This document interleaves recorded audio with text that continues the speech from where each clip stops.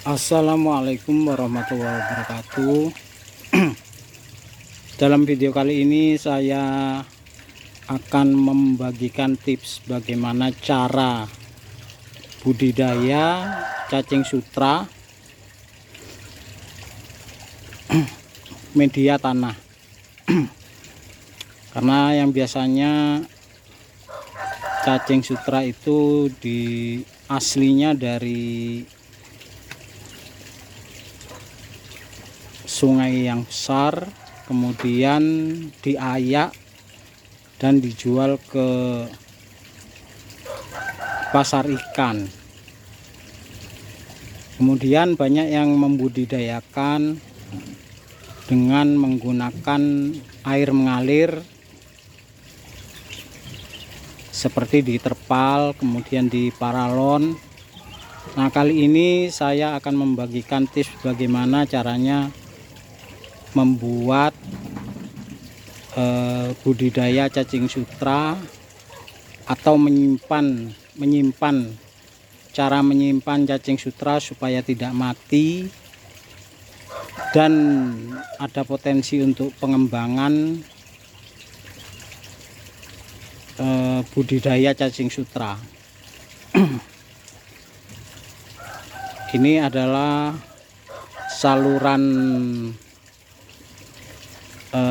pembuangan atau sungai kecil ya, yang berasal dari pembuangan air kolam beton, kemudian dialirkan di tanah, diberi saluran seperti ini.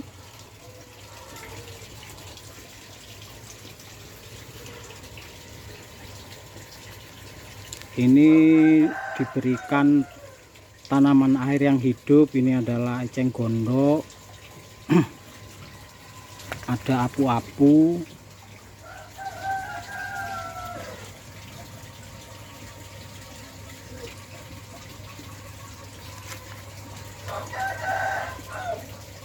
karena cacing itu adalah pengurai bahan organik. Jadi di sini saya kasih bekas nasi, terus ada sayur-sayuran.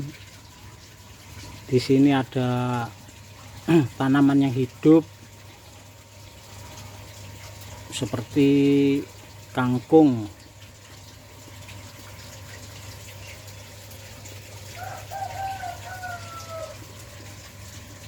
sisa wortel. Sekali-sekali diberi fur supaya lebih sehat dan cepat berkembang.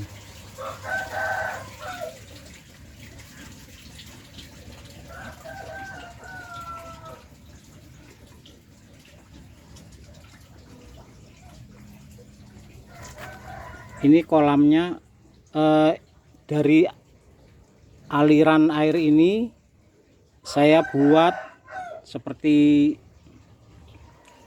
model sawah ya, di persawahan, tapi dangkal. Ketinggiannya paling 10 cm ya.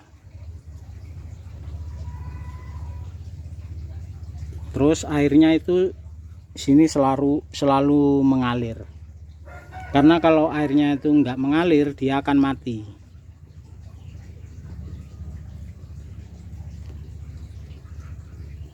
Dan semua ikan kayak belut, ikan nila, ikan lele, semuanya kan butuh oksigen. Tapi khususnya untuk belut dan cacing sutra ini, dia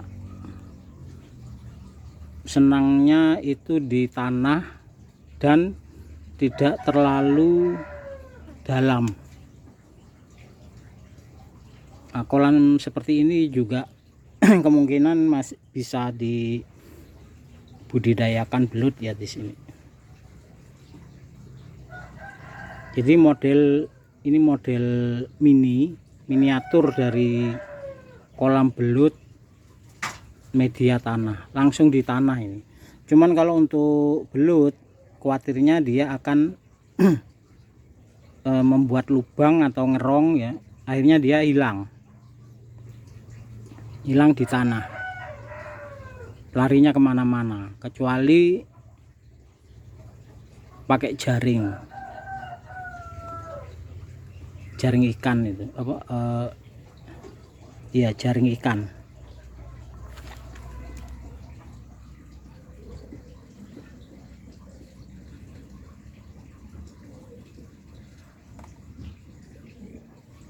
Cacing sutranya tampak hidup.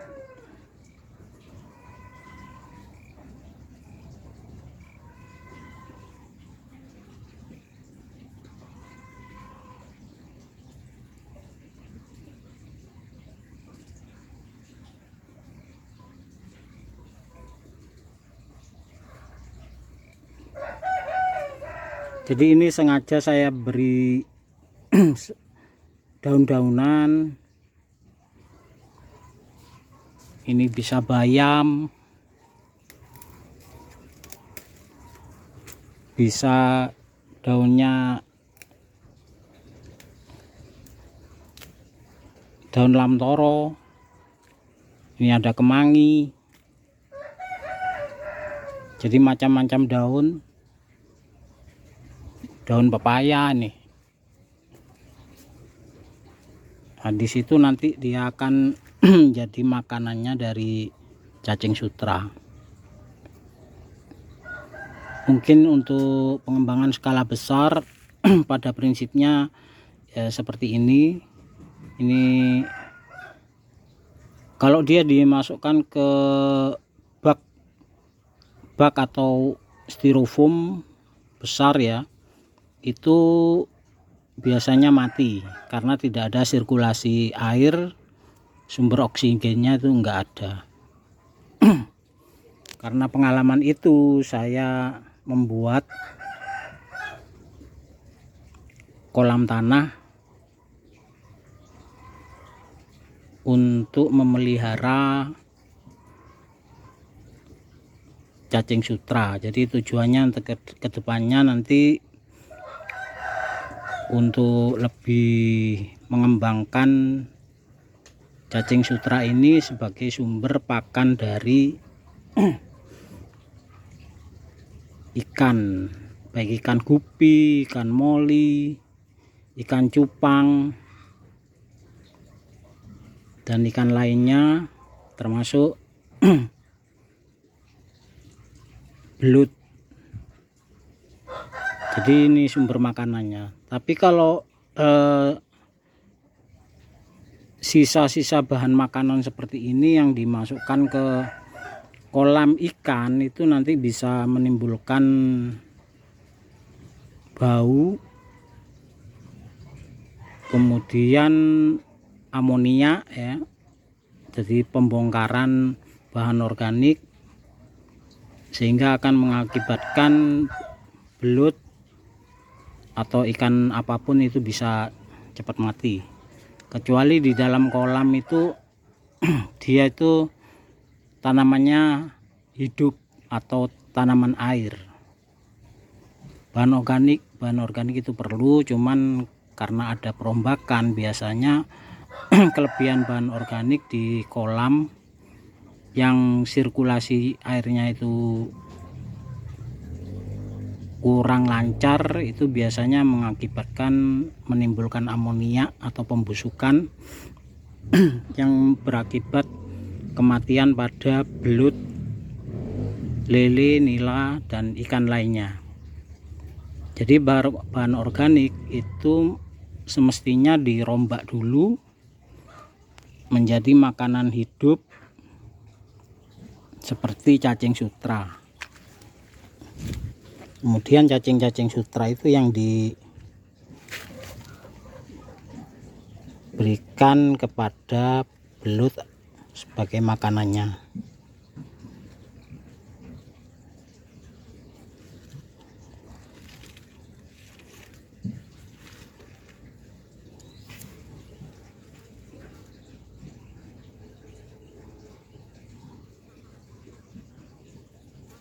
Demikian video inspirasi dari saya untuk para peternak atau pembudidaya ikan, termasuk pakan ikan. Semoga menjadi inspirasi bagi kita semua untuk lebih produktif dan lebih menghasilkan. Semoga para penonton bisa sukses, rezekinya bertambah, dan terbebas dari utang. Demikian, wassalamualaikum warahmatullahi wabarakatuh.